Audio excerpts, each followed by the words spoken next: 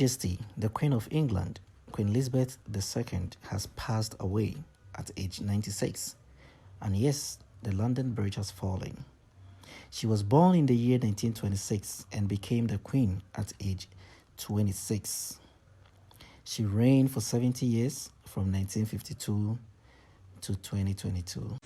I declare before you all that my whole life, whether it be long or short, shall be devoted to your service and to the service of our great imperial family to which we all belong. In the year 1961, the Queen of England, Her Majesty, Queen Elizabeth II, paid her first visit to Ghana.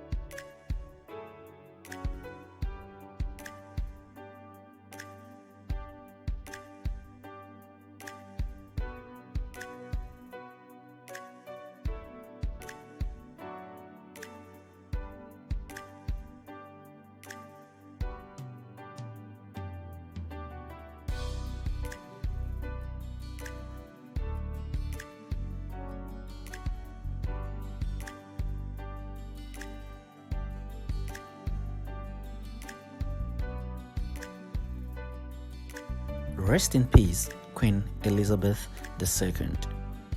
Operation London Bridge is a short video by the Business Insider, and this tells what happens after the Queen's passing.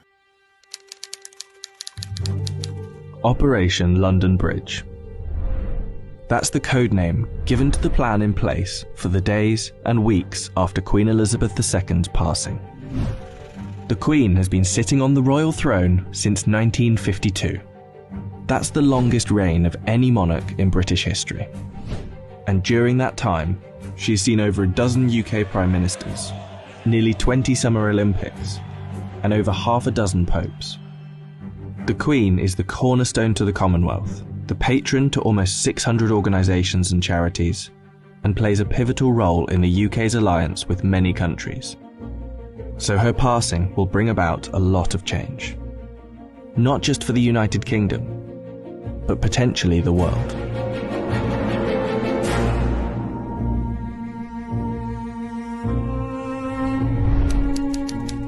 Her private secretary, the Right Honourable Edward Young, will immediately pass a message on to the acting Prime Minister at the time. That message will likely read, "London Bridge is down." The Prime Minister will then set Operation London Bridge into action. Within minutes, the 15 governments outside of the UK where the Queen is head of state will be informed over a secure line. And that will be followed by the other 36 Commonwealth nations and leaders around the world. The gates of Buckingham Palace will then dawn a black-edged notice of the news.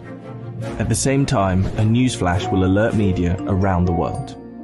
Every media outlet is prepared for the news. Every radio station has a network of lights that will flash to indicate a national catastrophe such as this.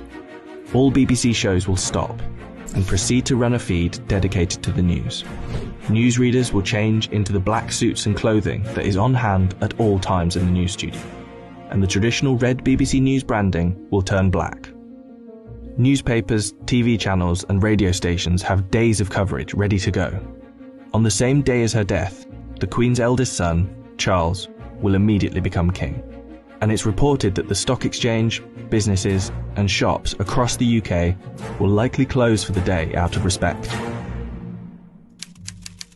The day after the Queen's death, on a live stream, Charles will make his first official speech as king. And the government will swear its allegiance to the sound of a 41-gun salute in Hyde Park, London. After that, King Charles, if this is the name he so chooses, will set off on a UK tour, visiting the leaders of government in the capitals of each country, Edinburgh, Belfast and Cardiff. before returning to London. During this period, TV channels will play the many documentaries already made in the Queen's honour, and the BBC will refrain from playing comedy shows as a sign of respect until after the funeral. 4 days after her death, the Queen's coffin will be led on a military procession from Buckingham Palace to Westminster Hall. Here she will lie in state over the next 4 days, and after which King Charles, family and dignitaries will pay their respects.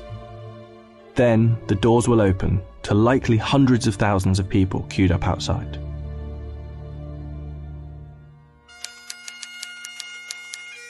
The funeral is estimated to take place 10 to 12 days after the Queen's passing. But one thing is certain: the day of the funeral will be an official bank holiday for the whole of the United Kingdom. The stock exchange will close for a second time in under 2 weeks, and many businesses will follow suit. At 11 a.m. sharp, the bells of Big Ben will chime, the country will fall silent.